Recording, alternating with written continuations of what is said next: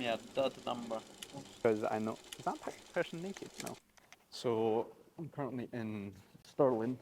This seems to be the sort of place that I get work done, or at least the closest place I can get work done. So where my mum lives, it's pretty much in the middle of nowhere. There's no coffee shops, there's no environment really to get work done. So every morning now I come to Stirling, and then you'll see there's a billion coffee shops. And plus I can get a gym membership as well, which then ticks both of them off the list. Favourite coffee shop by far at the minute. Do I wait for it if I'm going to go downstairs? Perfect, thank you, brother. Cheers. That will do it.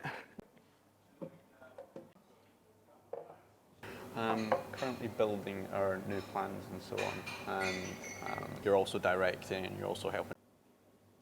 Alright, I've got a triage call booked in, but so what I do before calls is I just open up all their social links, so like their Instagram, see what we're working with. I can see that they haven't posted, just the content isn't that good that they're putting up. So, phone them. Number you have called is not recognized. Please check the number and dial. The number doesn't work. It's giving me a dud number. 07. I think it's a dud number. Like last time, waste of time. It's not replied to that. What a bummer. Big fat waste of time. That's the difficulty with some of these things is we have so many qualifyings put into place to make sure that this doesn't happen. And sometimes they just sort of sneak through where we haven't got the right number. Even from their replies here on emails, I would have probably disqualified them straight away, as we've given assistant email saying just call the corner. You try giving you a ring on the number below, but it would not connect. Could you confirm this is the correct number? Put the number, and then we've got tomorrow at 3:30 available. And all they replied was tomorrow 3:30 is fine. So straight away, my assistant should have just cancelled that off and not booked that call in for that time because we've not got confirmations of the numbers there. But it's all a lesson, so what I'm going to do is send that to my assistant just so that she's aware.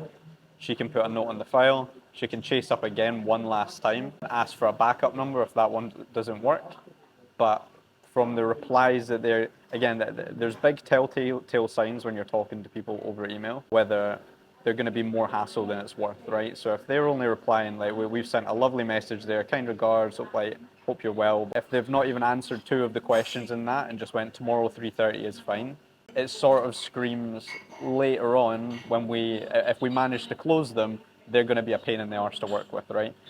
Just facts, to be honest, because if we're needing to book in production dates, booking actors, booking lighting equipment, recce's and all that, and that's the sort of communication that we're getting right off the bat, then it's going to be more hassle than it's worth taking them on as a client anyway. Daisy, just a quick one. Hello? Hi there, is that Connor? It is, hiya. Who's this? Hi, it's Elliot calling from William Reed with the UK Food Drink Shows. How are you getting on? Good mate, how are you? Just checking in to see if you were able to come and visit and also kind of gauge whether it's worth a conversation or not for 2025. So I did come by. My overall sort of experience was that obviously the restaurant show side of it is very out of the way compared to all the other ones, right? The other exhibitions. And that was my only sort of downfall with that one, is that when I sat and gandered at I just didn't see too much coming in. But obviously they've been there for the past 3-4 years, so they're obviously seeing a return on it, which is great. But then okay. I'm definitely going to revisit it. So keep me on your pipeline, but it probably won't be a 2025 sort of thing for me. Right, no worries at all. Obviously I'll keep you on the list for 26. Perfect, right, thanks. Will do, sounds good. Thanks for your time. Good man. Thank you. Talk soon, bye. Take care. So that was the exhibition show in Birmingham. It's called the Restaurant Show. I went to it to visit this year, just to see if it was worth potentially getting a stand. It costs $3 or $4 for a stand, but if you're able to sign a couple of clients out of it, then it's worth it. And I didn't like how segregated the restaurant show was to. There's another 3 shows. There was food, drink, there was hospitality, there was something else. And the restaurant show was kind of shoved to the side. That I don't think it would be a good investment right now. But like they said, they just said they're going to merge both of them together, which is going to be for business for both them and potentially going in 2026.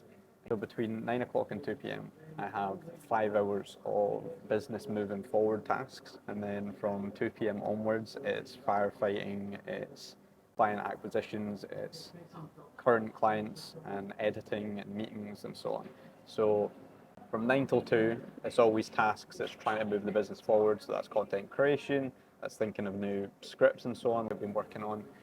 But what I can do is I have prospects that we have spoke to maybe once or emailed once, and they've shown a little bit of interest that I can pretty much go through and follow up with them. Now, it's always a bit of a gamble doing it this way, but instead of calling them out of the blue, I've got them all on WhatsApp. So what I can do is just send them a quick voice note or a quick video message straight away to their WhatsApp and just say, listen, I was thinking of you, I've not served you best, so what can I do to get back into your mind and potentially get some business going? And that's sort of how we sit with that. So if I just go in here, I will see, morning Diro, it's not even morning, that could have been diabolical. Afternoon, Dheeraj. Hope you are well. It's Conor Grant here from Restaurant Commercials. And the last time that we spoke about producing your restaurant commercial to drive up customers and brand awareness, it seemed like we were a really good fit. So I suppose the best question I can think of is what would need to happen for us to do business together, as we're going to be in your area anyway shortly. Good to hear from you, and let me know. Listen, it's a follow-up that I probably never have done before. It's a rough sort of apology script that's there. We might get a response for it, and there's loads more in here that I could be doing very similar things to. What I probably will do is I typically use WhatsApp because WhatsApp's a lot more personal. They can see my profile photo, they can see my name, you can send video messages on WhatsApp, so it works a lot better. So every day I come down here, which is at the lock. It's usually nobody here, but there's some boys over there going for a dip. I usually slag Scotland and the UK quite a bit whenever I'm in every other country, but just look at this on my doorstep. It's insane. It's unreal here, absolutely unreal. I'm also trying to take advantage of this weather whilst I can, because it's not going to stay like this for long at all, whatsoever. Let's try and pop you down. Enough light. So I actually have, on my phone, I've got a notepad of things that I want to just chat about at some point in all these videos. I don't know when they'll all come out, but at least I've got topics that I can chat about. And the biggest one is just being how grateful I am for the friends and family that I've got around me. It's funny because before I hit record, I think about how I want to say all of this, and then perfect it, and then it just goes over my head as soon as I hit record. But the friends and family that I've got this past month and a half have been horrific for me. And the one thing that's been blaringly obvious throughout it all is just how grateful I've been for my friends and family that's been around me, the amount of love that they've shown me, and the amount of care everyone has. I've got friends in Cape Town, my mate Alex and Michael that's both offered to fly me out and live with them in their flat. I've got people in Bali that's done the exact same. They've said that they would pay for my flights and then hook me up with accommodation. I've got people down in London, France. Like, been unreal. Like yeah, this is more, I'm just saying this not to gloat at all, but it's just an appreciation. And one of my mentors, Matt Ilwell, he taught me a way of giving energy and love to people every day. And it's a case of sitting down for 5 to 10 minutes. I've got it booked in my calendar, and just sending either a voice note or a video message to someone, whether it's family, like maybe a family member that you've not spoke to in forever, maybe it's one of your friends. Just send them like love, and you're thinking of them, and if they want to chat, you're there for them. And I've got back into the kit of that, and I'm you know what, I'll do it more right now. Show you how easy it is. Again, put yourself into an uncomfortable position and spend 5 minutes doing it. Like literally as you're watching this, pause the video, put a timer on for 5 minutes, and just send some messages to people. And you will be in shock by the amount of appreciation people will have over just that gesture. Again, you can do it for clients as well. Once you start building rapport with clients, you can do it with them. but it's being present in the moment that is the most important part. So I just, hey mate, quick one. I just want to send a voice note to send you some love. Thinking of you today. And yeah, if you ever need a chat at all, let me know. I hope you're recovering super well. I hear that you're outside of hospital and you're in the recovery. Love, brother. Hey mate, hope you're well. Some love and energy your way. I know that you've been going through a bit of a tough time with the launch of the app, but also personal side to it. I'm here to chat whenever you need it, mate. Much love. So it's as easy as that, and I'll chat to them. I'll probably have full-on conversations with them tomorrow, and then yeah, that just continues that going. So that's the biggest thing, right? And the more I've been thinking about this sort of series I'm going to start doing, I kind of love the idea about it, just because you know, even if this gets out to 1 or 2 people, and you can learn and take away something from my doings, my failures, my successes, then I know it will be worth it, because I know, is that person naked? No, that guy was naked. Then it will be worth it. And right now I'm making it my mission to make this whole thing as easy as I possibly can for creating these next month. So my editor is now editing these, so every night all I have to do is compress all the video files, shove it in a folder, and then the next day I can review the edit and then they'll upload it and so on. So again, all of that responsibility is away from me and I don't need to worry about it. But I'll still be reading the comments if there is any comments. Best way to get a hold of me is message me on my Instagram, send me a DM in there if there's any questions that you've got. I actually did get a question from one person yesterday's video, and I won't say their name, but it's good to probably share it. Message me privately on Instagram, and they said that they're in a rut, they're confused by life. Again, I asked them to expand on that. No routine, he wakes up late, eats shit food, all of that. He was asking me for advice around it. The one thing that I would suggest everyone, if you haven't already, is get yourself to a gym and start looking after putting it in your body, because the food is your fuel, right? Putting in McDonald's and Subways that's all just processed shit, of course you're going to feel horrific. Of course you're going to feel lazy.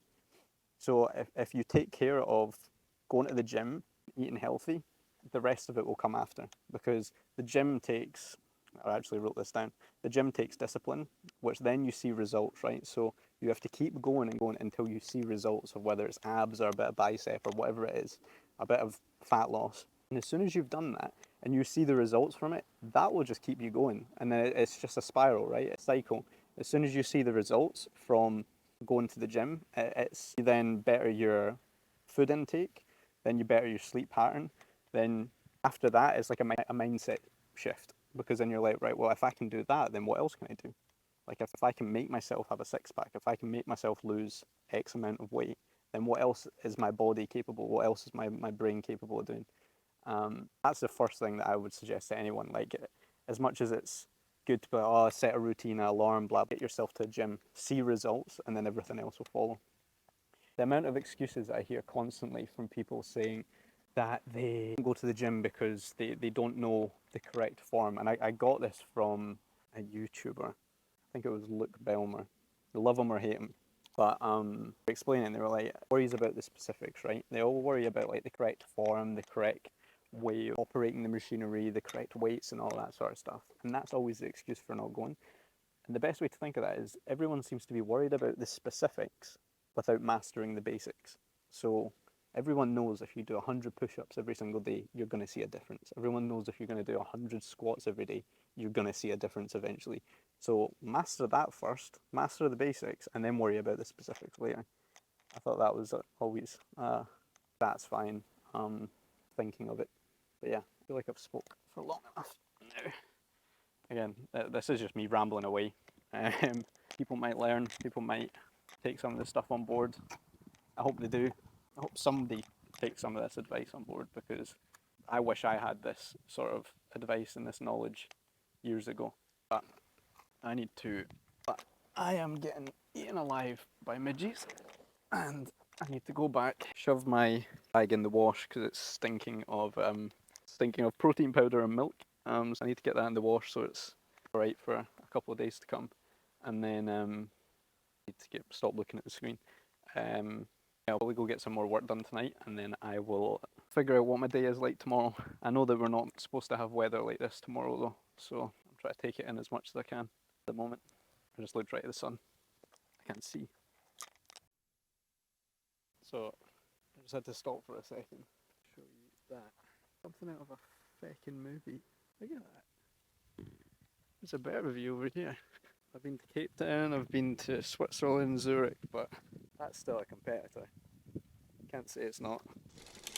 Right, cool.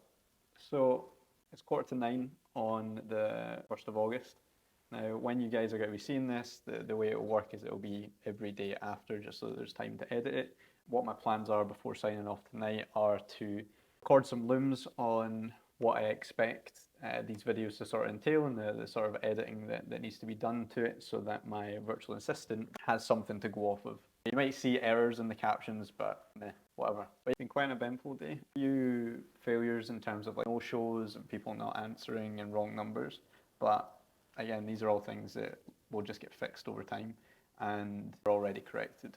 The plan this weekend is to get the outbound marketing going again, so then it will line up next week with a bunch of calls, and then we can get them going.